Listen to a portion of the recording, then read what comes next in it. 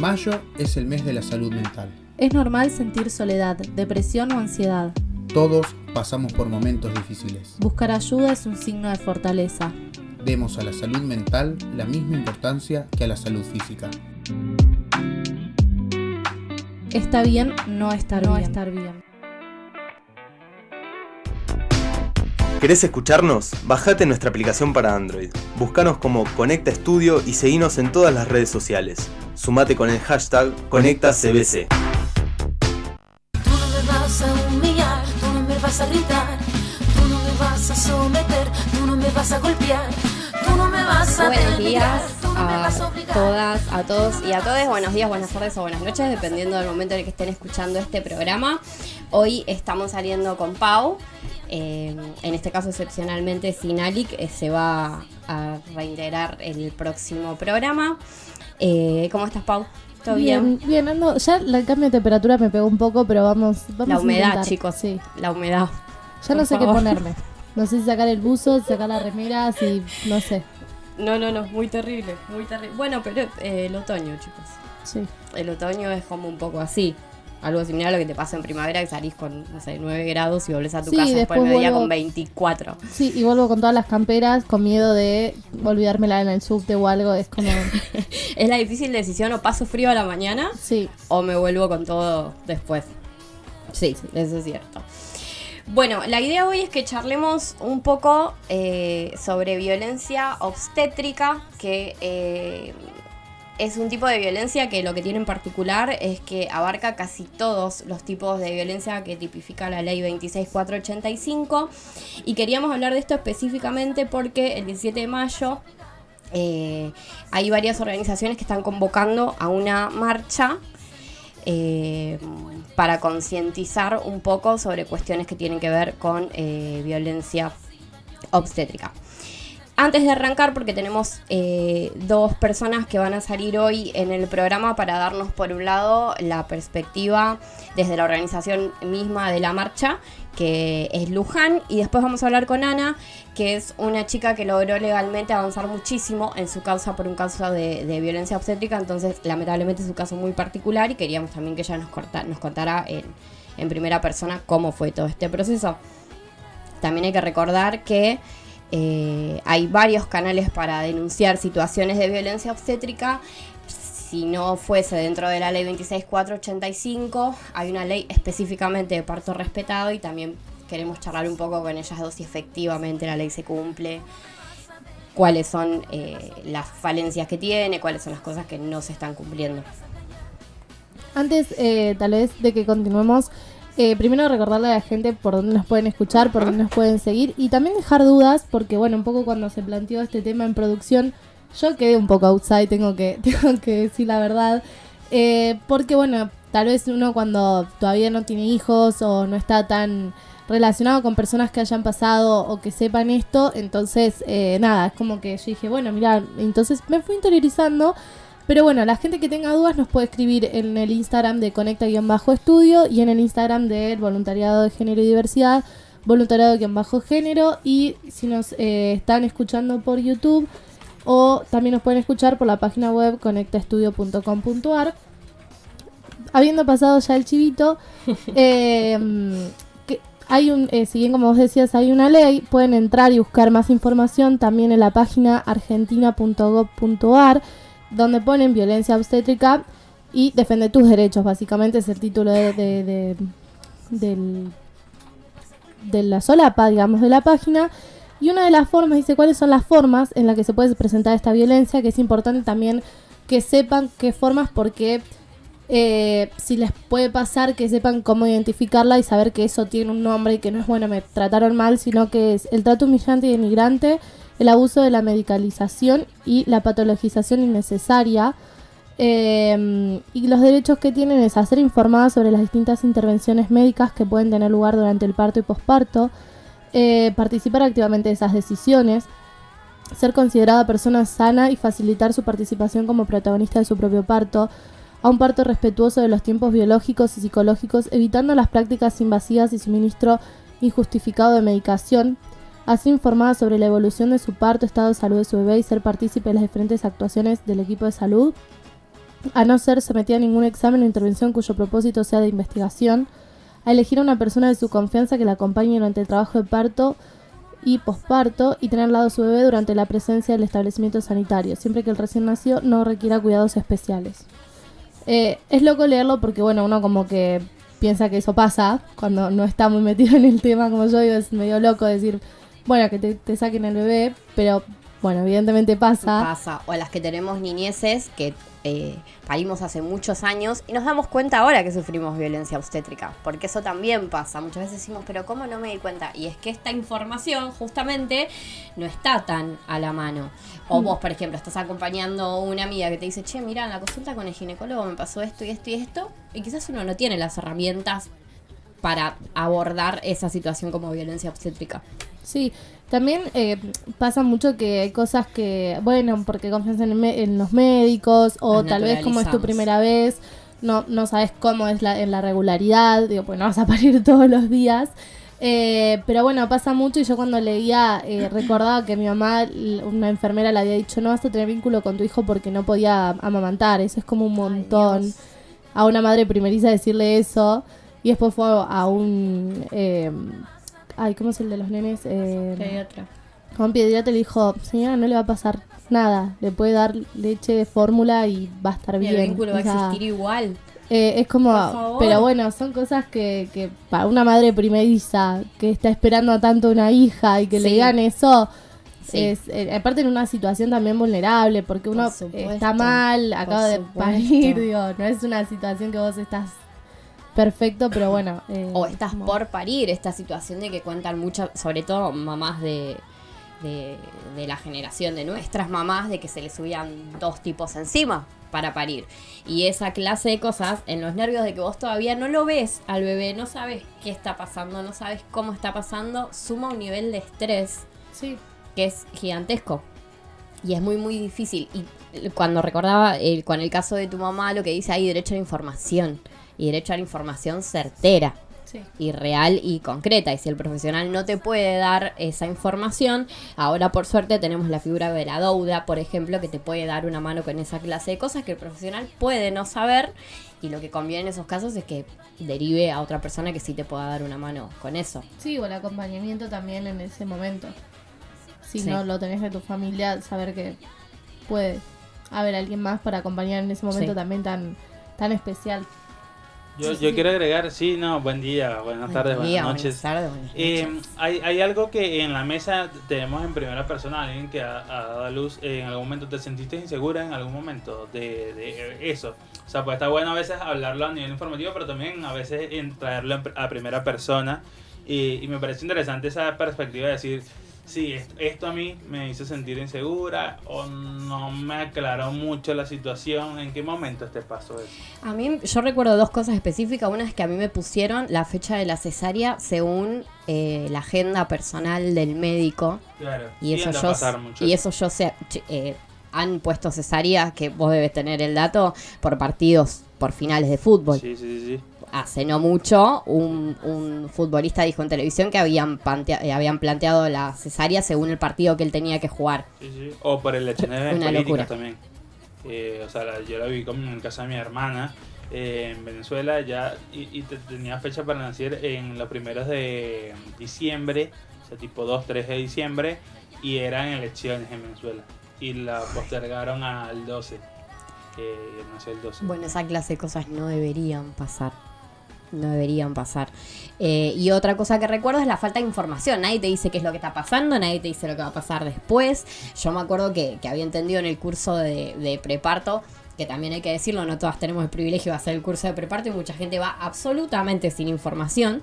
Ese día yo había entendido que la bebé, en este caso, se iba conmigo. Bueno, no, la bebé se tiene que ir como a hacer un proceso con la persona que a vos te está acompañando. Entonces, claro, yo llegué a la habitación, no tenía el bebé, no estaba mi pareja, era como... ¿Qué hago? ¿Qué hago? ¿O por qué no está el bebé acá? Entonces, eso es una cosa que a mí me pasó. Debo decir, de nuevo, más allá de estas 2 cosas que cuento, fui muy privilegiada.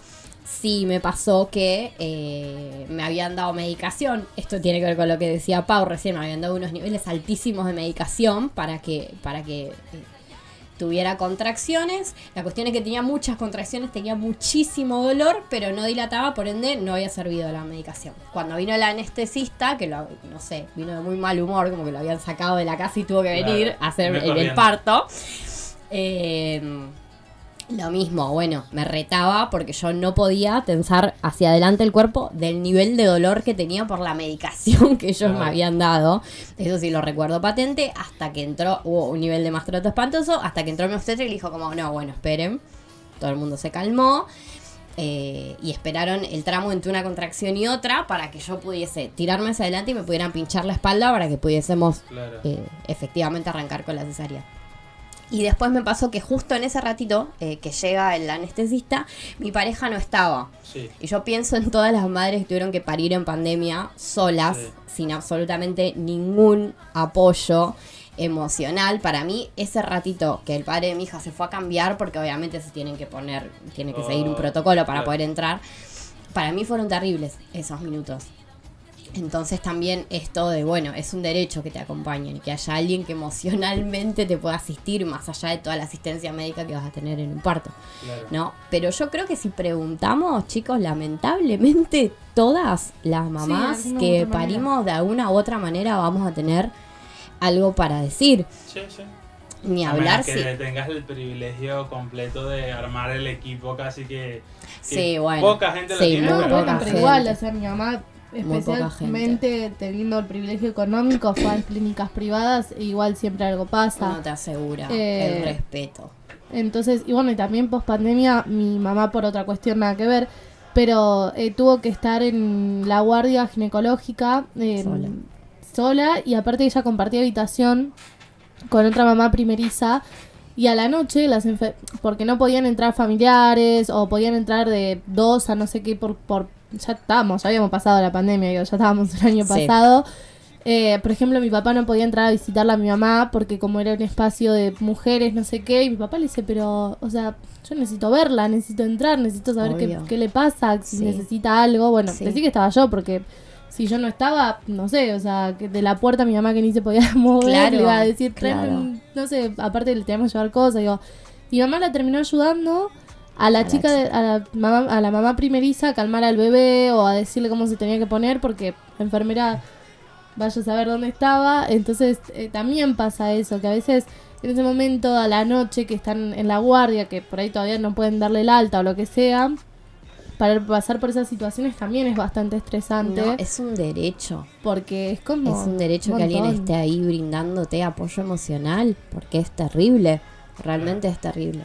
Entonces también me parece que es una discusión más amplia, ¿no? Pero hay que revisar la falta de humanidad que tienen los protocolos médicos en general. Y también a veces van atadas a la falta de personal en ciertos institutos, porque como ustedes decían, por ahí tuvieron mucha suerte de personas cercanas o en primera persona de estar en clínicas privadas o con un equipo bien, vamos a poner ese término.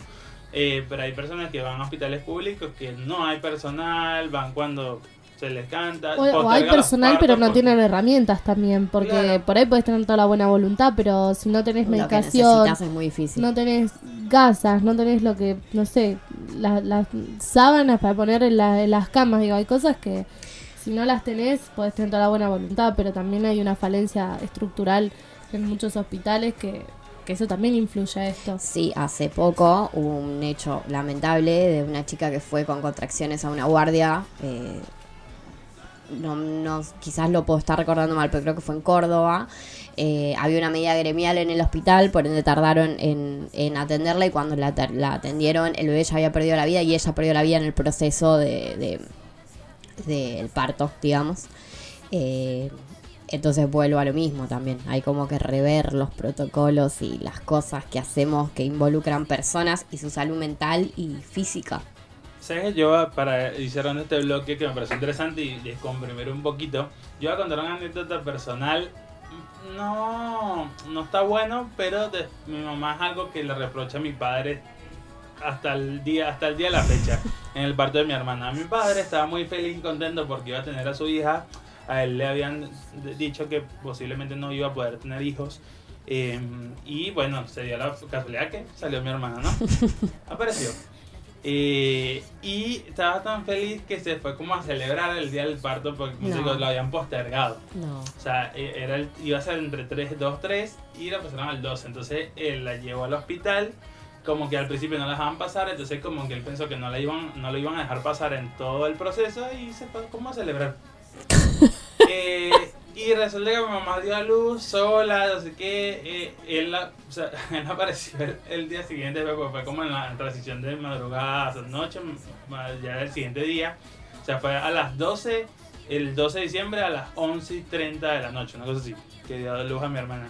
Mi papá apareció el día siguiente a las 6 de la mañana, con todo y con el auto, porque habían pedido un auto para llevarla. Pensando que no había... Claro, que él tenía que ir al siguiente día. O sea, literalmente fue como... Y ahí entra también un poco de la falta de información. Porque es general la falta de información. Claro. A mí me pasó que fue toda mi familia después del parto y claro, no los iban a dejar nunca subir. Uno no sabe muy bien qué es lo que tiene que hacer, qué es lo que corresponde que haga, qué es lo que no puede hacer.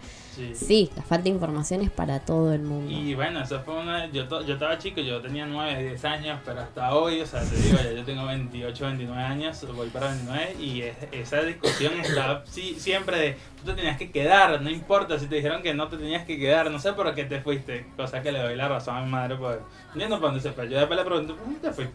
No, estaba celebrando con amigos, no sé qué. Igual creo que habría que hacer una sección de padres primerizos. Y que se la mandaron. Mi papá también, mi mamá tenía miedo de los nombres que haya, porque cuando te dan el bebé, la otra persona, o sea, el otro progenitor, tienen que ir a hacer los papeleos. Claro, que la madre no puede hacer. Entonces tienen que firmar, tienen que ir a poner el nombre que le van a poner al bebé. Y mi mamá decía, le llega a poner otro nombre que no era el que habíamos pensado porque se lo olvidó, por lo que sea. Y después es un tema ir a cambiarle el nombre al chico. O sea, es como un montón de papeleos. Sí. Y digo, me lo imagino a mi papá sudando porque dice, la otra sale del hospital y yo le puse el nombre y se me arma con Rosita. Lucrecia y era Lucía y se arma. Se arma. Pero bueno, podríamos hacer una sección de los papás primerizos. Si te parece, vamos a una musiquita y ya nos preparamos para un programa cargado de entrevistas también.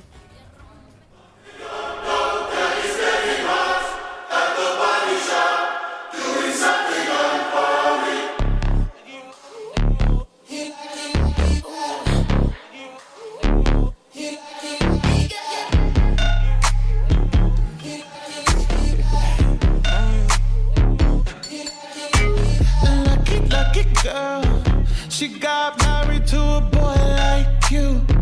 She'd kick you out if she ever knew about all the you tell me that you do. Dirty, dirty boy. You know everyone is talking on the scene. I hear them whispering about the places that you've been and how you don't know how to keep your business clean.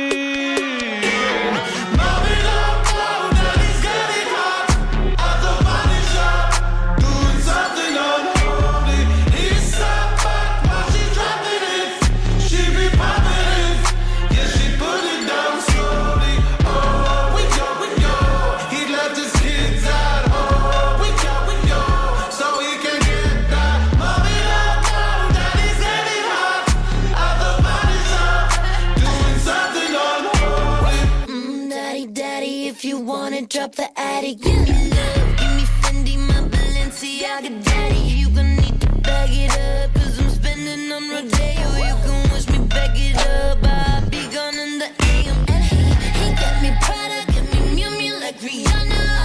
He always call me cause I never cause no drama. And when you want it, baby, I know I got you covered. And when you need it, baby, just jump under the covers.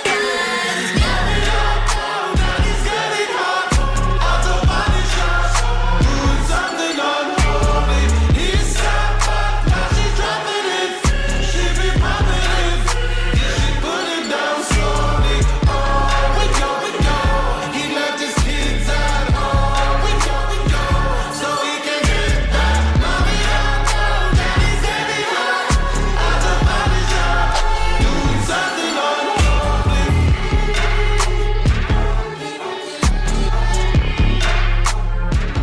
Bueno, continuamos con este segundo bloque, como habíamos anticipado en el primero. Ahora vamos a hablar con Luján Arcidiácono, espero estar pronunciándolo bien, que es la coordinadora de la campaña Mi Parto, Mi Decisión, que está impulsando la marcha del 17 de mayo. Queríamos charlar un poco con ella sobre la marcha específicamente y que nos diera como un pantallazo general cuál es la situación, que la debe tener súper clara. Y también lo que decíamos antes de qué es lo que está pasando con la ley, si efectivamente se está aplicando, cuáles son los aspectos que todavía están en deuda. Y para charlar de todo esto, decidimos invitar a Luján. Hola Luján, ¿estás ahí? Hola, ¿qué tal? ¿Cómo estás? ¿Cómo estás? Muy bien, ¿ustedes? Muy bien, queríamos charlar un poquito con vos para tener como una perspectiva de cómo están las cosas con respecto a la violencia obstétrica, qué está pasando con la ley, con qué idea se llama esta marcha del 17 de mayo. Y previo a comenzar con las preguntas, te quería contar que en el primer bloque, cuando empezamos a hablar sobre violencia obstétrica, somos 3 personas en el estudio. Las 3 personas teníamos algo que decir al respecto en primera persona, de una mamá y de una hermana. Entonces también preguntarte estadísticamente, ¿hay personas que puedan decir que hayan pasado un parto hasta ahora absolutamente respetuoso? Y la verdad que las estadísticas nos hablan de que aproximadamente el 90% de las situaciones de nacimientos y otros procesos ginecobstétricos, ¿no? Pero hablando específicamente del tema del parto, tiene alguna forma de violencia obstétrica. Estas estadísticas son en realidad más bien estimaciones, relevamientos que manejamos desde las organizaciones de la sociedad civil, que venimos trabajando en este tema. No hay números oficiales acabados sobre esta problemática y eso también nos da una pauta del estado de situación y de la falta de interés del Estado en todas sus dimensiones, ¿no? En todos sus niveles, en el abordaje de este problema, porque no hay estadísticas oficiales, los datos oficiales que tenemos están todos segmentados y diseminados entre diferentes organismos, y la verdad es que la situación es alarmante. La situación es alarmante porque imagínate que si estamos hablando de 9 de cada 10 nacimientos, estamos diciendo que prácticamente hay una situación de vulneración a los derechos humanos, porque la violencia obstétrica desde las Naciones Unidas, digo, no es que Luján Arcidiácono lo dice, sino que Naciones Unidas sostiene este paradigma de entender que la asistencia a los procesos sexuales y reproductivos dentro del sistema de salud no tiene un correcto abordaje desde la perspectiva de derechos humanos. Sí, que lo que se pide fundamentalmente es que sean respetuosos, no es que estamos pidiendo una cosa absolutamente loca e imposible de hacerse. Se está pidiendo que los procesos sean respetuosos con el ser humano que está involucrado. Absolutamente. Lo que pasa es que la idea del respeto termina entrando en un terreno un poco subjetivo, ¿no? ¿Qué es el respeto? ¿De qué hablamos cuando hablamos de parto respetado? Acá hay mucha desinformación también.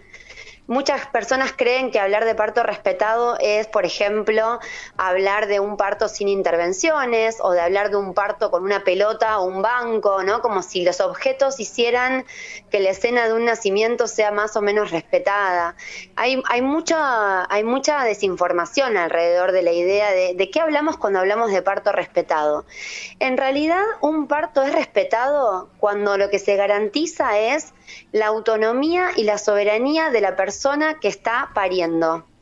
Es decir, una persona en calidad de usuaria del sistema de salud tiene que entender, o sea, se le tiene que explicar en forma sencilla y necesaria todo lo que está sucediendo para que la persona decida cada paso de ese proceso, en el ejercicio del derecho del consentimiento informado, sobre todo, ¿no?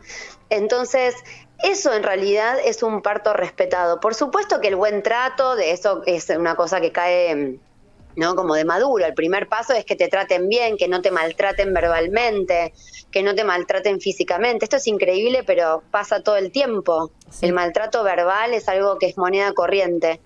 Pero muchas veces también hay buen trato, ¿no? Te asisten de manera cordial, con una sonrisa, pero te intervienen innecesariamente el proceso o lo intervienen sin consentimiento. Entonces, cuando nosotros decimos que 9 de cada 10 nacimientos tienen alguna forma de violencia obstétrica, no estamos diciendo que 9 de cada 10 mujeres fueron maltratadas verbalmente, aunque mayoritariamente esto sucede, sino que tal vez fueron intervenidos los partos, fueron apurados los tiempos del parto, fueron medicalizados innecesariamente, o a la mujer no se le permitió moverse libremente, o no se le permitió estar acompañada, ¿no? Todas cosas que están dentro del marco legal que tenemos en nuestro país, pero que en realidad no se respeta prácticamente en ninguna institución de salud. Con respecto, me quedé pensando en la información, que fue un tema que salió bastante en el primer bloque cuando lo charlamos entre nosotros, que es la falta de información. Vos, ¿cuál es tu diagnóstico sobre si estamos haciendo el camino efectivamente de ir hacia la información? Por un lado, la sociedad, la persona que va a ir a parir, la persona que va a ir a acompañar ese proceso, y después preguntarte sobre los profesionales de la salud. ¿Vos crees que estamos yendo a un camino de que los profesionales de la salud tengan esta perspectiva en su práctica profesional? Bueno, mira, quiero ser siempre optimista y creo que el cambio se genera de dos maneras. Primero, la sociedad tiene que demandar el cambio, pero para eso tiene que entender qué es lo que está pasando. Así nace la campaña. La campaña nace como una iniciativa para visibilizar de qué hablamos cuando hablamos de violencia obstétrica. Fíjate que la campaña tiene el nombre de Campaña Nacional contra la Violencia Ginecobstétrica, no dice campaña de parto respetado. Claro. Porque nosotros entendemos que lo que tenemos que visibilizar es esta forma de violencia que está tan naturalizada que todavía hoy mucha gente entiende que bueno, que es así, que te asisten así, que eso es lo normal, que eso es lo que tiene que ser, ¿no? Entonces, la divulgación de nuestros derechos es una parte importantísima. Que la sociedad tenga información construye ciudadanía, sin lugar a dudas, desnaturaliza también muchas prácticas, pero en realidad el abordaje, la prevención de esta forma de violencia, nosotras entendemos que se tiene que hacer con el personal de salud. Claro. Porque una víctima no puede prevenirse de ser víctima. La prevención se hace con quienes ejercen la violencia o revisando prácticas y protocolos de las instituciones. Entonces, desde la campaña trabajamos en esos dos frentes. Divulgamos información, generamos espacios de comunicación con personas gestantes para darle a conocer sus derechos, ayudamos a armar planes de parto, ayudamos también cuando las personas sufrieron violencia obstétrica a hacer los mecanismos a poder avanzar en los mecanismos de denuncia que son laberínticos. En este país la gente que quiere denunciar violencia obstétrica no sabe cómo hacerlo. Claro. Pero además también trabajamos fuertemente en el impulso de un proyecto de ley que es una capacitación obligatoria al personal de salud en violencia ginecobstétrica. Porque entendemos que el abordaje con una capacitación de referencia, con una capacitación a nivel nacional, con una perspectiva de género y de derechos humanos, no solamente de revisar intervenciones asistenciales, sino cómo se mira a la persona que se está asistiendo, cuál es el lugar que ocupa dentro del sistema de salud. Todo esto es algo que nosotros estamos trabajando fuertemente y ese proyecto de ley ya está presentado en la Cámara de Diputados y queremos que sea tratado, porque entendemos que es una pieza muy importante para poder generar cambios dentro del sistema de salud. Esto me lleva a mi siguiente pregunta, que era consultarte, las personas que quieren denunciar tienen varias leyes que pueden encuadrar esta situación. Mi pregunta puntualmente es sobre la ley 25929. ¿Cuál es tu mirada? ¿Cómo, si es algo que sirve o si es algo que efectivamente se lleva a cabo? Bueno, esa ley la verdad que ha sido una conquista importantísima. Y es mérito de las organizaciones de la sociedad civil, de personas que hace más de 20 años que vienen luchando en esta temática. La verdad que es una ley de avanzada. Si comparamos las legislaciones en esta temática en el mundo, no hay muchos países que tengan una ley como la que tenemos nosotros, la ley 25929. El problema que tenemos con esta ley es que no se cumple y que no hay sanciones, porque el artículo de sanciones de esa ley no fue reglamentado. Entonces, en la práctica lo que sucede es que esa ley es una definición de los derechos que las personas gestantes y los bebés recién nacidos tienen en el momento del nacimiento, pero frente al incumplimiento de esta ley no hay mecanismos claros, porque no hay sanciones reglamentadas. Claro. Y volviendo a lo anterior, ¿no prevé la capacitación del personal de salud? ¿La ley no? Sí, ok. No lo prevé. Okay. Sí es cierto que frente a los mecanismos de denuncias por vía administrativa, en realidad mal llamada denuncias, ¿no? Porque en realidad son reclamos administrativos. Frente a una situación de violencia obstétrica, una persona puede avanzar por vía judicial con las complejidades que esto tiene, porque las carátulas no son de violencia obstétrica, sino que entran como mala praxis o daños y perjuicios, ¿no? Sí. Ahí hay también una cuestión que hay que dar un debate y hay que avanzar a nivel de cómo funciona la justicia en relación a esta temática. La mayoría de los juzgados no ponen las causas correctamente. Incluso si hablamos de otras formas de violencia ginecobstétrica, como por ejemplo las emergencias obstétricas.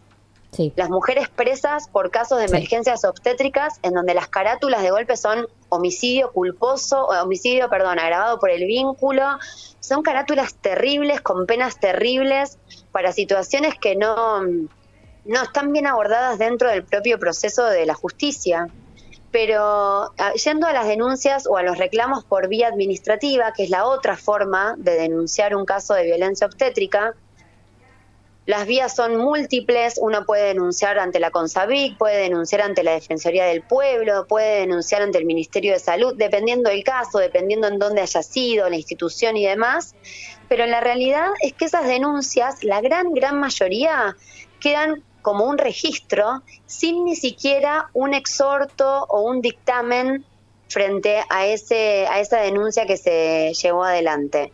Muy pocas veces, en casos muy puntuales, se logra que algún organismo de estos que yo te mencionaba emita un dictamen o un exhorto, y en esos casos se establece la necesidad de una capacitación como mecanismo de reparación por el hecho.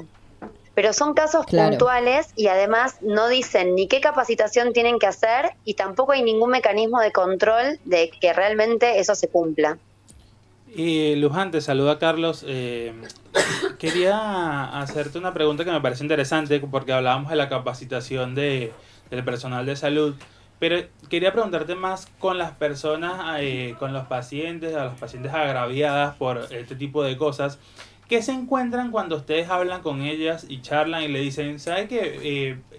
No tuvieron un parto respetuoso, o existe esta ley y personas no saben? ¿Qué se encuentran? ¿Cómo tú te has visto con esas personas o te dicen tipo, bueno, pero es normal, esto pasa siempre? Bueno, hay un proceso que es muy claro cuando uno está trabajando con personas que sufrieron violencia obstétrica, que es que no todo el mundo entiende enseguida qué fue lo que pasó, pero sí entienden que algo estuvo mal. Claro. Esto pasa primero que nada. Muchas veces las mujeres salen de las instituciones sintiéndose mal, muy poco satisfechas con la experiencia del parto. En los casos en donde la salud física se resuelve y lo que queda es un daño a la salud psicoemocional, ¿no? Por supuesto que hay casos de violencia obstétrica que además genera daños irreparables a la salud física o de la madre y del bebé, y esos casos, bueno, además son terriblemente dolorosos porque hay que acompañar no solamente una vivencia de violencia, sino también los daños irreparables que eso ocasiona, como la muerte de los bebés en la escena del nacimiento, o incluso situaciones de muerte materna. Esos son casos terribles que también nos toca acompañar desde la campaña. Pero vamos a ir a un caso tal vez a lo que sucede más generalmente, como para ilustrar un poco el escenario más cotidiano. Las mujeres empiezan su trabajo de parto, o las personas con capacidad de gestar empiezan su trabajo de parto, se acercan a la institución en donde planean tener a su bebé, En esas prácticas se realizan una serie de intervenciones o hay un abordaje a la situación del parto en donde se vulneran sus derechos. Mamá termina en un estado de salud física bien, le dan el alta, bebé también, se van a su casa, pero la experiencia es traumática.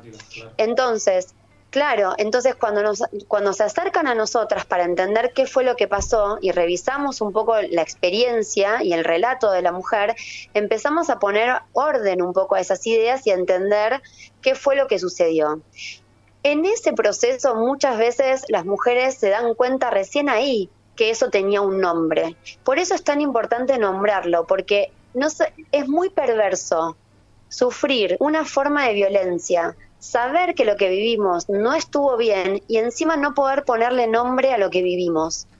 Entonces, por eso la campaña habla de la violencia obstétrica o violencia gineco-obstétrica, como queremos ahora instalar, porque queremos abordar otros procesos, además del embarazo, parto, puerperio. También hay violencia ginecológica, hay violencia en la escena del IVE-ILE, ¿no? Queremos también unir todo esto, porque es parte del mismo fenómeno, no son cosas separadas. Pero nosotras los relatos que tenemos, permítanme compartir algo que me parece que es como para ilustrar esto. Los relatos de las mujeres que sufrieron violencia obstétrica, si nosotros le sacamos el condimento de que nos cuentan que están en una escena de parto y no sabemos en dónde está transcurriendo la escena, son algo así como: les pedía que pararan y no me escuchaban, quería estar acompañada y no me dejaron, estaba sola, pedía por favor que se termine. Esas son las frases de las mujeres que sufrieron violencia obstétrica. No entendía qué me hacían.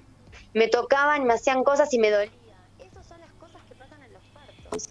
Si yo no digo que esto es en la escena de un parto y escucho estas frases, puedo pensar perfectamente que es una escena de un abuso sexual. Sí. Hay algo interesante esto aquí, es lo que... y disculpa que te interrumpa, Luján, y a todas las personas que están conectadas con nosotros. Hay algo interesante que es el hecho de que muchas veces se piensa que la demanda es cuando ocurre algo más tangible, como el fallecimiento de alguien, bien sea de la persona que da luz o bien sea del nene que sale, que fallece o algo, que ahí es la única forma de demandar o de acusar por mala praxis, y no es así. No, por supuesto que no. Se puede denunciar en cualquier situación y ya les digo, puede ser por vía judicial o puede ser por vías administrativas, dependiendo de la situación, dependiendo de lo que la familia pueda. También es cierto, y me parece que es interesante que podamos pensar en esto, hay muy pocos abogados que manejan correctamente el tema de la violencia gineco-obstétrica. Este abordaje, con esta característica. Hoy por la mañana les cuento, estuve reunida con una mujer que sufrió violencia obstétrica en el nacimiento de su segundo hijo hace 5 años. Su bebé falleció como consecuencia de la forma en la que asistieron a ese parto. Ella estaba representada por un letrado que tomó la causa y la representó como un caso de mala praxis. Y sí, hubo mala praxis, seguramente, está en la justicia, está en la investigación, pero en principio la familia entiende que hubo una mala praxis. Pero esa mala praxis fue en el contexto de una escena de violencia obstétrica. Claro. Que no es lo mismo. Porque puede haber violencia obstétrica y no mala praxis, y puede haber mala praxis y no violencia obstétrica, o pueden estar las dos cosas en la escena. Entonces ahí hay un abordaje que también tenemos que dar dentro de lo que es la justicia, ¿no? Y el acceso a algún tipo de reparación que tenga la víctima, ¿no? Nosotros desde la campaña también estamos acompañando a familias que han denunciado hace muchos años y que sus causas no han avanzado, que no han tenido ningún tipo de respuesta por parte del sistema judicial y que hoy están llevando sus causas a terrenos internacionales de la mano de abogados especializados en materia de derechos humanos para poder conseguir algún tipo de reparación en terrenos internacionales como la Corte Interamericana de Derechos Humanos o como el Comité de Naciones Unidas, ¿no? La CEDAW. Y de hecho, Argentina tuvo la primera sentencia en contra en enero de este año por un caso de violencia obstétrica en la Corte Interamericana de Derechos Humanos. Y no va a ser el último, seguramente van a venir muchas sentencias más porque las familias están buscando reparación de alguna manera. Claro. Sí, volvemos siempre también a esto de la falta de perspectiva de la justicia, ¿no? Y de la necesidad de una reforma judicial transfeminista que es urgente. Y para ir cerrando, Luján, te quería preguntar si podés contarnos a todos qué es lo que va a pasar el 17 de mayo y por qué deberíamos estar todos ahí. Y también, perdón, aclaro, sí. Paula te saluda, que nos cuentes también cómo nos podemos, la gente que se quiera acercar, en dónde, a qué hora, para que también podamos ser parte de este movimiento, de esta marcha que se va a realizar. Sí, bueno, los invitamos a todos y a todas porque este tema no es solo de mujeres ni de personas con capacidad de gestar, es un tema que atraviesa a toda la sociedad, nos vulnera a las personas que gestamos o que tenemos la capacidad de gestar, pero también vulnera a los padres, también vulnera a los bebés, como decíamos hace un rato, por eso hablamos de violencia ginecobstétrica y neonatal. Esa es la convocatoria, el 17 de mayo a las 5 de la tarde, nos juntamos en la Plaza del Congreso para poder visibilizar, para hacer una marea roja, convocamos a todos y a todas a venir con algo rojo, que es el color de la campaña, es el color de este reclamo, de este pañuelo. La campaña tiene un pañuelo que es un símbolo de esta lucha, y vamos a leer una declaración que hemos elaborado junto a más de 60 organizaciones con quienes estamos convocando a esta movilización. Esa declaración va a ser presentada ante el Congreso porque estamos pidiendo por una serie de proyectos de ley, no solo el que yo les mencionaba de capacitación, sino otros proyectos como la ley de casas de parto, la ley de puericultoras, una nueva ley de ejercicio profesional de las parteras, una ley de procedimientos médico-asistenciales frente a la muerte perinatal, que es la conocida como la ley Joana. Sí. Estamos pidiendo por todos esos proyectos porque consideramos que son necesarios para cambiar el paradigma asistencial. Pero por sobre todo los convocamos y las convocamos a movilizarse con nosotras porque este tema tiene raíces culturales muy profundas y no se cambia solamente sancionando una ley o dos leyes o tres leyes. Esto cambia cuando la sociedad entera demande un cambio profundo en el sistema de salud. Y para eso este tema tiene que ser parte de una agenda, de la agenda pública, donde la sociedad se pregunte qué está pasando y que reclame medidas y que reclame políticas públicas. Y eso lo vamos a hacer en las calles, no se hace atrás de un escritorio, se hace saliendo a las calles y hablando y movilizándonos. Así que esta marcha es para todos y todas, nos convocamos este miércoles 17 de mayo. Esto es en Cava. Les cuento que en el interior del país la marcha se va a realizar en casi todas las provincias. Estamos organizando a nivel nacional movilizaciones en casi todos los territorios con grupos de trabajo porque realmente queremos que sea nacional. Así que en la cuenta @miparto.midecisión en Instagram estamos publicando en cada localidad, en cada territorio, en dónde es la convocatoria para el 17 de mayo. Así que eso también nos parece que es muy importante porque es la primera vez que vamos a armar una movilización de estas características. Muy bien, muchísimas gracias, Luján, por tu tiempo. Nos vemos ahí el 17. Muchas gracias a ustedes. Nos vemos el 17 en las calles. Muchas gracias. Gracias.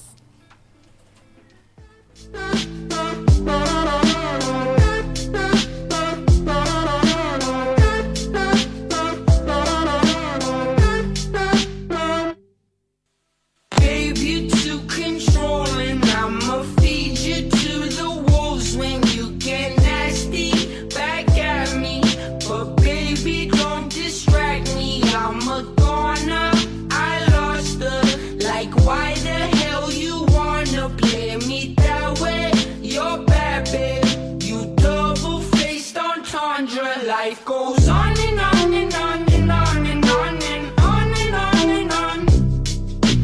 On and on and on and on and on and on and on and on.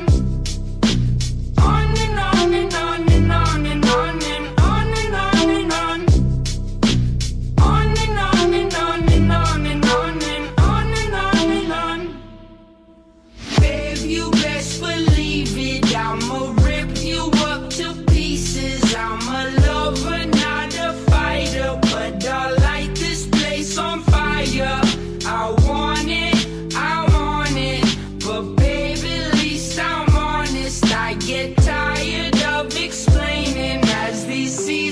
keep on changing. Life goes on and on and on and on and on and on and on and on. Yeah, yeah, yeah, yeah. On and on and on and on and on and on and on and on.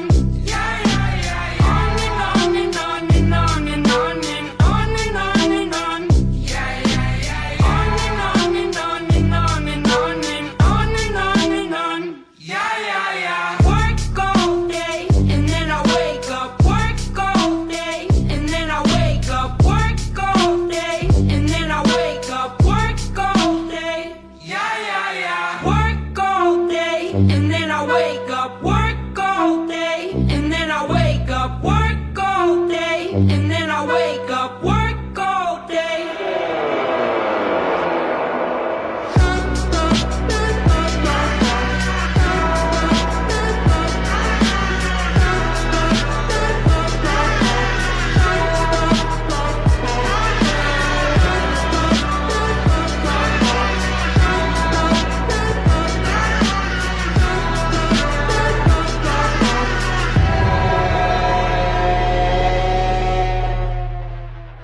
Si vos o alguien que conoces vive una situación de violencia de género, llama al 144.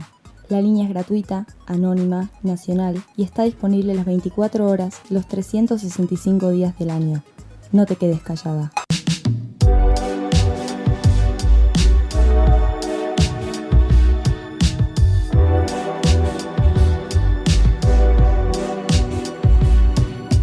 ¿Quién lo diría que se podía hacer el amor por telepatía? La luna está llena, mi cama vacía, lo que yo te haría si te tuviera de frente en la mente, te la volaría. De noche, de día, de noche, de día. You know I'm just a flight away. If you wanted, you could take a private plane. A kilómetros estamos conectando y me prendes aunque no me estés tocando. You know I got a lot to say. All these voices in the background of my brain y me dicen todo lo que estás pensando. Me imagino lo que ya estás maquinando. ¿Quién lo diría que se podía hacer el amor por telepatía? La luna está llena, mi cama vacía, lo que yo te haría si te tuviera de frente en la mente, te la Bueno, estamos de vuelta y en este bloquecito queríamos charlar con Ana. Ana Orellano es una persona que nos recomienda Luján cuando nosotros le planteamos que quisiéramos tener un relato o una perspectiva en primera persona. Yo voy a dejar en principio que Ana nos cuente cuál es la situación, y el caso de Ana lamentablemente tiene la particularidad de que en lo legal está avanzando mucho, que no es lo que le pasa a la mayoría, entonces también por eso nos interesaba hablar con ella. Hola Ana, ¿cómo estás? Hola, gracias por invitarme. No, gracias a vos por darnos estos minutitos. Queríamos que nos contaras un poco cuál es tu situación y después si querés vemos la parte más legal. Dale. Bueno, en el año 2019 cursaba una gestación de 21 semanas y comienzo a tener contracciones y me dirijo al hospital de mi ciudad. En ese momento me dicen que no, que lo que yo tenía no eran contracciones, que tenía un dolor de panza y me envían a mi casa.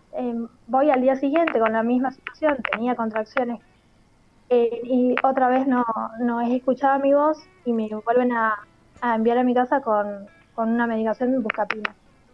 Al tercer día vuelvo a ir a la guardia con bolsa rota, donde ingreso quedo internada y bueno, nace mi bebé prematuramente, tenía chances de vivir en realidad. Nace a partir de que yo pido también que me induzcan el parto porque no había chances, digamos, de que este bebé sobreviva y no corría peligro de alguna infección por tener ya la bolsa rota. Entonces ahí empieza una batalla también con el sistema porque el médico que estaba de guardia era objetor conciencia y no quería inducirme el parto, así que tuve que esperar 24 horas a la próxima guardia para poder recibir mi inducción. Nace mi bebé, pido poder llevarme el cuerpo y en ningún momento volvemos a lo mismo, no he escuchado mi voz. El bebé va a patología, me dan el alta al día siguiente y cuando empiezo a preguntar cómo hacía para retirar este cuerpito, no me daban respuestas. Tuve que hacer una mediación judicial, tuve que pedir un amparo judicial para poder retirarlo y la respuesta de la institución había sido que habían desechado el cuerpo de mi bebé. Entonces, en ningún momento pude despedirme del bebé, como familia quedamos totalmente destrozados y ahí comenzó, mi batalla legal. Yo hago una pregunta porque me pareció interesante esto. ¿De qué ciudad eres? Soy de General Roca, Río Negro. De Río Negro. Porque hay una ley que, de hecho, esto yo lo voy a traer en primera persona porque tengo una conocida aquí en Capital que le pasó exactamente lo mismo. Y está prohibido tanto sanatorios como clínicas y hospitales públicos que, como dice Ana, que desechen el cuerpo de alguien, o sea, en absoluto, porque tiene que haber un registro tanto de la familia como una autorización para determinar qué se realiza o sea, ya desde el vamos está todo mal. Sobre lo que te indica el sentido común, ¿no? Que es una cosa lógica. Sobre eso hay reglamentación. Claro. Es increíble. Claro. La reglamentación, digamos, de desechos patológicos, a donde ellos se basan, es que toda gestación menor de 20 semanas va de desechos patológicos.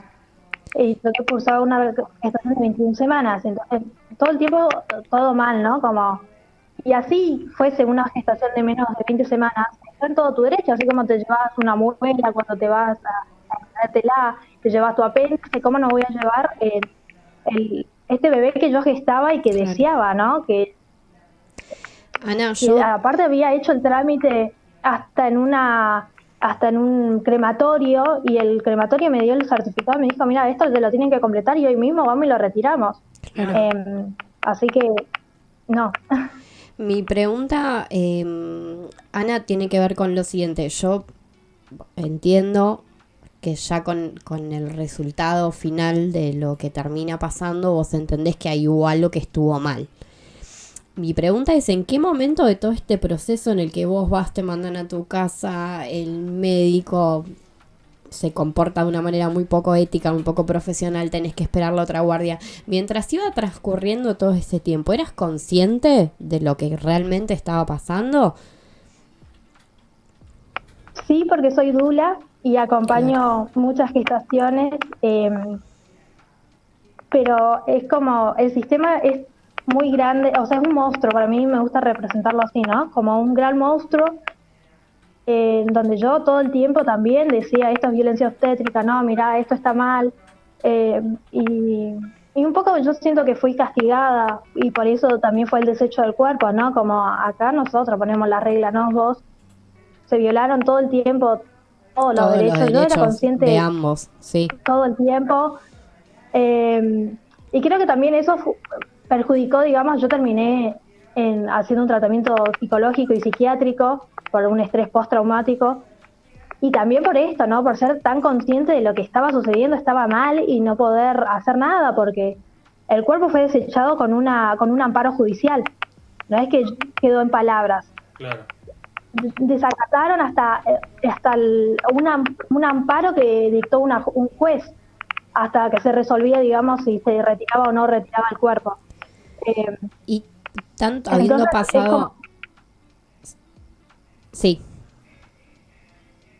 No, decía esto como que es la dimensión, o sea, cuando uno dimensiona realmente lo macabro que puede ser, ¿no? El sistema en estos casos. Después de tantos años, ¿hubo alguna sanción sobre los profesionales, sobre el personal administrativo, sobre todas las personas que estuvieron involucradas, que este proceso terminara de esta manera? Estamos en el proceso judicial, que también ahí volvemos a otro tipo de violencia, ¿no? Sí. La justicia argentina es muy lenta demasiado lenta. Primero fue todo un desafío. Estuve un año buscando una abogada que entienda con perspectiva de género y de qué hablamos cuando hablamos de violencia obstétrica. Pasé por 4 profesionales hasta que, bueno, hoy encontré a mi abogada comprometida también en estudiar de qué hablamos cuando hablamos de violencia obstétrica. Y estamos en el proceso ahora de que tenemos que volver a mediar, digamos. Ya mediamos, no hubo acuerdo, volvemos a mediar a ver si se sigue el camino de un juicio o no. En el camino igual soy perseguida por los directivos de esta institución, diciéndome de por qué lo hago, que estoy mintiendo y cómo arreglamos en reuniones ilegales. Bueno, mi siguiente pregunta tenía que ver con eso. Nosotros tenemos que entender que los profesionales que estuvieron involucrados en este proceso siguen pudiendo ejercer su profesión normalmente. Sí, claro. Yo me lo cruzo en instituciones, trabajando normalmente. Y te aporto un dato más. Yo cuando caigo internada, un mes antes había fallecido una mujer por quien me hace los tactos, quien me firma el alta. O sea, había fallecido una mujer en una ligadura de trompa y él seguía siendo director de ginecología de la institución. O sea que la institución no hace ninguna clase de autocrítica, al contrario. No, al contrario, sale a defender y decir que esas cosas suelen suceder. Es un llamado de atención. Está sin palabras. No, porque sí. es terrible. No, pero es terrible. Aparte, obviamente el proceso que tienen que hacer tanto Ana como la familia, como ella decía, o sea, un estrés postraumático por todo, o sea, desde el comienzo, como decía, no la escucharon desde un principio. Y después, al finalizar ese proceso que ya fue tortuoso, que ya fue estresante, ya fue traumático, ni siquiera dejan cerrar el proceso. O sea, no solo está mal el pre, sino también el final. Claro, que cuando vos tendrías que estar trabajando en poder duelar lo que te pasó, claro, tenés que estar... Que ya es difícil de por sí, además tenés que estar corriendo tras trámites administrativos, judiciales, volvemos a lo mismo de siempre, la falta de humanidad que tienen los protocolos y la falta de perspectiva de género y de derechos humanos que tiene la justicia. ¿Vos tenés esta misma lectura, Ana, o ha habido alguna gente en la justicia que vos digas, bueno, no está todo tan mal? No, está todo muy mal. De hecho, cuando voy primero al Poder Judicial, me reían y me decían, bueno, el doctor por algo te está diciendo lo que te está diciendo. O sea, yo tuve que pagarme una abogada particular, una psicóloga particular, porque el sistema en ningún momento me brindó una terapia, ¿no? Como, bueno, esta mujer va a fallecer su bebé, va a necesitar un proceso claro, una clase de contención, ¿no? Que no se puede especular si vos podés costearlo o no, digamos, tiene que estar, es un derecho. Claro. Totalmente, bueno, yo tuve que costear todo de mi bolsillo, que lo sigo costeando de hecho, o sea, y no solamente a mí, tengo un hijo, en ese momento tenía 5 años, también tuvo que ir a una psicopedagoga porque también tuvo que duelar y tuvo, ¿no? De repente su mamá estaba gestando, habíamos vivido ecografía juntas y de repente su mamá desapareció, estuvo internada un montón de días, este bebé no llegó. Entonces no es que destruyen solamente la psiquis de la mujer gestante, sino que de toda una familia, ¿no? Y no hay ningún tipo de contención. De hecho, yo cuando me internan, echan a mi pareja por ser hombre. O sea, yo me quedé sola las primeras 2 horas de internación, hasta que pude conseguir que una amiga venga a acompañarme. Claro. Y eso también es grave. No se violan absolutamente todos los derechos, tanto de la persona con la capacidad de gestar como la niñez por nacer. Y del entorno. Sí, totalmente. Como familia, digamos, estamos viviendo un duelo y no estamos siendo acompañados. Entonces, un poco esto, ¿no? Como las únicas que pueden recibir salud mental, justo mirá que fue hace 2 días el Día de la Salud Mental Perinatal, tenés que tener una adquisición económica, ¿no? Para poder costearlo, porque en los hospitales públicos está totalmente devastado lo que es salud mental. Sí, es un privilegio la salud mental, eso es un problema para todos. Ana, te queremos agradecer muchísimo de corazón por haber hablado con nosotras. Deseamos todos que todo se vaya a un camino más justo. Ojalá hubiese sido otro el proceso, pero por lo menos que puedas tener la reivindicación de por lo menos cerrar este proceso y que los profesionales que tuvieron que ver con esto no puedan seguir estando en el sistema de salud.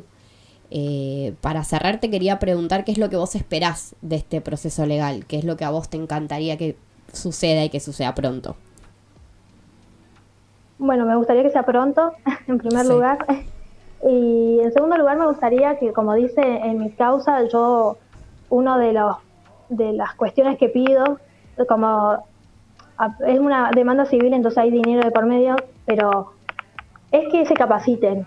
O sea, si vas a seguir ejerciendo una capacitación obligatoria a todo el personal de salud, desde el primero que te atiende al último, es lo que pido, ¿no? Es lo que deseo, como una capacitación a todo el personal de salud. Y esto, que no puedan seguir ejerciendo los que tienen denuncias por violencia obstétrica en un punto. Sí, coincidimos, Ana. Ojalá todo pronto vaya hacia ese lugar como para poder cerrar también todo lo que pasó. Te agradecemos muchísimo, muchísimo. Volvemos a convocar a la marcha del 17. Si no están en el AMBA y se pueden acercar a Capital Federal, prácticamente en todas las provincias va a haber otras marchas, así que también los convocamos a que se acerquen. Muchas gracias, Ana. A ustedes.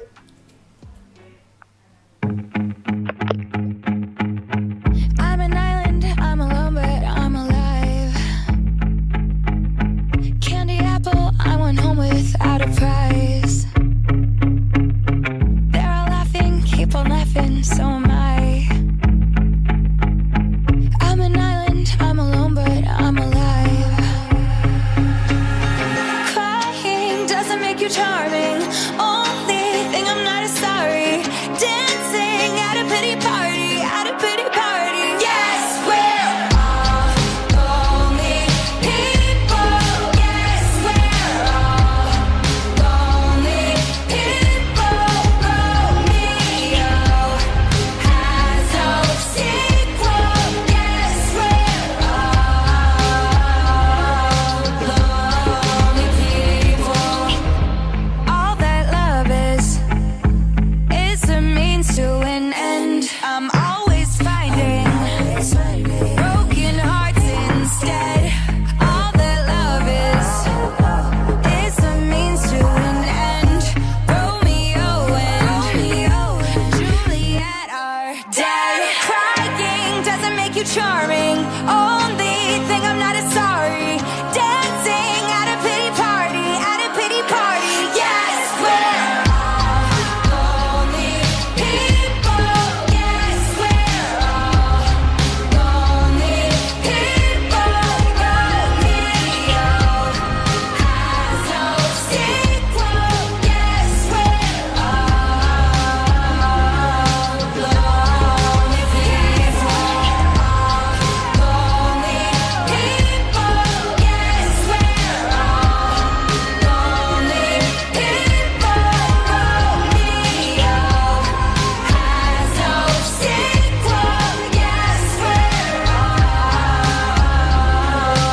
lonely people.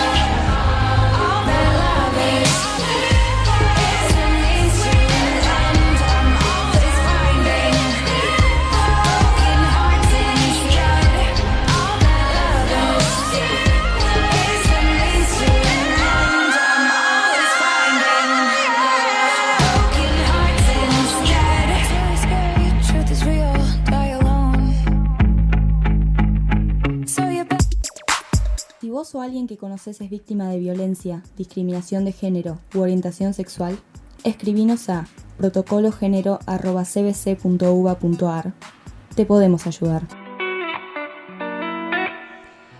Bueno, para ir cerrando ya en este último bloque, con Pau queríamos charlar un poco porque el observatorio, ahora que sí nos ven, que es una de las pocas fuentes que tenemos para poder hablar sobre números de femicidios, hace 3 días sacó el nuevo informe que habla sobre la primera parte del año. El último que teníamos era del 2022 y para sorpresa de nadie, los números son altísimos. Vamos a recordar que en 2022 hubo 250 femicidios registrados como tales durante el año. En lo que va de este año 2023, que estamos a 5 de mayo, son 99 femicidios. O sea, si seguimos con este ritmo vamos a pasar ampliamente los números que tenemos del año pasado. Esto es el registro que se hace en el observatorio desde el 1 de enero hasta el 30 de abril, 99 femicidios.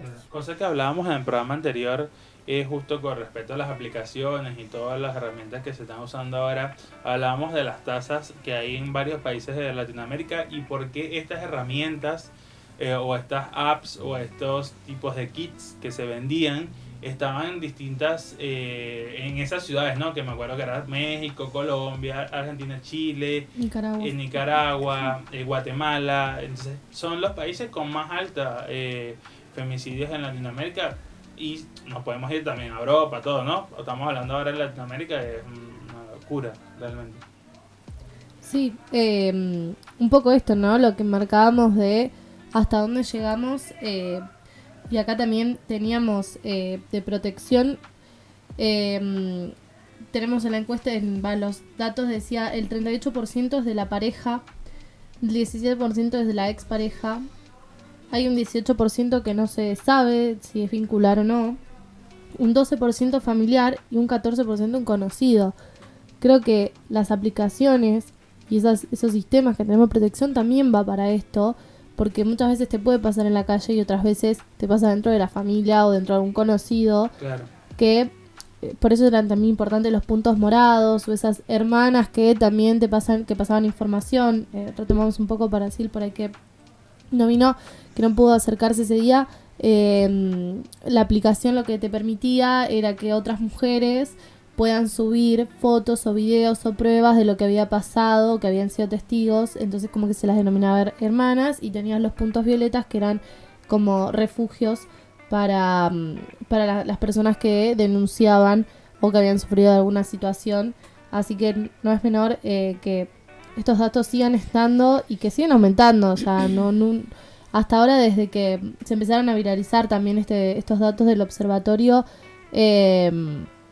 bueno, ¿no? Empezamos a ver que la cifra sigue creciendo y que también hay un montón que no deben estar porque deben aparecer también, como pasa con la violencia obstétrica, con otro nombre o con... Sí, también dependemos de que la justicia tipifique correctamente. Y con respecto a la justicia y a la reforma de la que terminamos hablando todos los programas, el 34% de los 99 casos ya había denunciado. El 20% tenía alguna medida de restricción.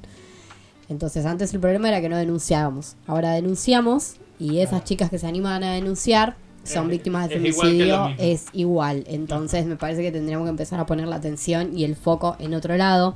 Y sobre capacitación, que también lo tocamos mucho hoy, sobre capacitar a los 3 poderes del Estado, también hay que decir que de los 99 casos hay 5 de esos casos que tienen que ver con varones que están en fuerzas de seguridad, que pueden o no seguir ejerciendo, digamos, sus puestos de trabajo, pero me parece que hay que empezar a poner atención en a quienes les estamos dando recursos y para qué los están usando.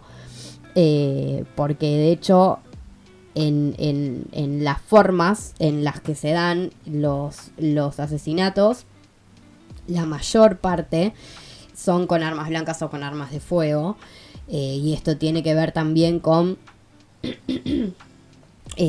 quiénes son las personas que llevan a cabo estos hechos, que es lo que decía Pau recién. La gran mayoría son conocidos. Los datos que no tenemos, que son el 18%, no los tenemos. No es que no era gente que no conocían, digamos, son datos que simplemente no se recabaron. Y después, otro hecho que me llamó muchísimo la atención es que El 22% se lleva a cabo en la vía pública, como lo mencionaba Pau recién. El resto es en mi casa, en la casa de él, en la casa que compartimos. Entonces claramente hay que empezar a analizar un poco más estos números porque son terribles. También hay que decir que tristemente de los 99 casos que tenemos, da como resultado 71 pibis que se quedan sin sus mamás y sus cuidadoras primarias. Sí, familias también que quedan un poco a la deriva sin justicia, porque hay familiares que también buscan un poco la justicia, de que salen después caminando y que así como se lo hicieron a una, se lo pueden hacer a otra persona también. Y muchas veces también son los chicos que salen perjudicados porque así como perdieron a sus mamás, así como después muchas se rasgan las vestiduras, ¿no? Cuando pasan los casos como Lucio, pero nunca me voy a olvidar, un caso hace poco fue que un hombre encaró a la mujer con los 2 nenes en el auto cuando los estaba llevando al jardín. Digo, ¿y cómo volvés de ese daño psicológico que le haces a los chicos? Sí, cómo está conteniendo el Estado la situación en la que quedan esas niñeces, ¿no? Porque sobre los 75 pibis que tenemos en los 4 meses que van del año, claro, es una locura cuántos van a terminar siendo a fin de año si nosotros no hacemos algo efectivamente al respecto. Y después sobre lo que decía Pau, que es re interesante, también hay que rever que muchas veces cuando se dan estas situaciones, por los reveses de las justicias, hay niñeces que quedan al cuidado de la familia paterna. Sí. Hay muchos casos así. Entonces, volvemos siempre a lo mismo. Necesitamos que la justicia tenga perspectiva de género y perspectiva de derechos humanos y que se empiece a considerar a las niñeces como sujetos de derecho, como personas que pueden elegir, claro, con quién quieren vivir y qué es lo que quieren hacer. Así que, bueno, lamentablemente hoy tenemos que cerrar con este informe que, como salió hace poquito, nos parecía piola charlarlo sobre el final. Bueno, nos quedamos como medios emotivos, ¿no? Yo no sé si me puedo, como que quedé muy golpeada del relato en primera persona. Hoy tenemos un programa un poco así, muy cruel, la realidad. Pero interesante, o sea, hay veces que uno dice, esto trabaja en preproducción, tipo, saldrá un buen programa, no solo por el hecho de que se escuche bien, sino de que sea interesante. Y realmente son programas que tú dices, cuando lo terminas, así no terminas reflexivo. De hecho, si terminas así, dices, fue un buen programa. Tipo, sí, me quedé pensando en todo esto. De hecho, ya para cerrar el tema de las cifras que ustedes decían, y hablábamos en el programa anterior de todas las herramientas, y muchas veces esas herramientas están orientadas para un tercero, para un afuera, y resulta que por ahí el porcentaje mayor viene de adentro. Sí. Entonces, replanteemos qué pasa, porque afuera está peligroso, pero adentro también. Es como, sí, hay una frase que decía una tía mía que cuando llovía, que justo la casa, el techo se filtraba, y decía, nos mojamos menos afuera que adentro. Y está pasando eso. Sí. Sí, bueno, también tomar estos programas, si bien el programa por si ya dijo la fecha a la que estábamos, pero va a salir grabado, invitamos a que compartan este programa que va a estar en YouTube, que lo compartan a los grupos, o sea, a las personas que conozcan, que necesiten esta información, porque es súper importante, tanto los derechos que tenemos como seres humanos, como mujeres, y también a la hora de tener una situación de dar a luz, también es importante esta información, y que creo que así no nos acerquemos a la marcha por uno u otro motivo, todavía no tengamos en planes tener hijos. Me parece importante que esta información se sepa y que le pongamos nombre también a este movimiento y a lo que pasa, y que, bueno, también un poco dejemos de naturalizarlo. Sí, eso es lo que tratamos hoy, de ponerle un poco de nombre y ponerlo en contexto y contar un poco sobre esta movida que se está armando. Si no, pueden ir el 17, como decía Pau recién, en el Instagram que pasó Luján, tienen un montón de información, un montón de información. Si quieren saber un poco más, pueden ir ahí. Así que eso es todo por hoy. Nos despedimos, hasta la próxima. Voy a brindar hoy en particular, porque acá estás mirándome otra vez. Cuánta agresividad vi en esos ojos, pero hoy te vuelvo a encontrar.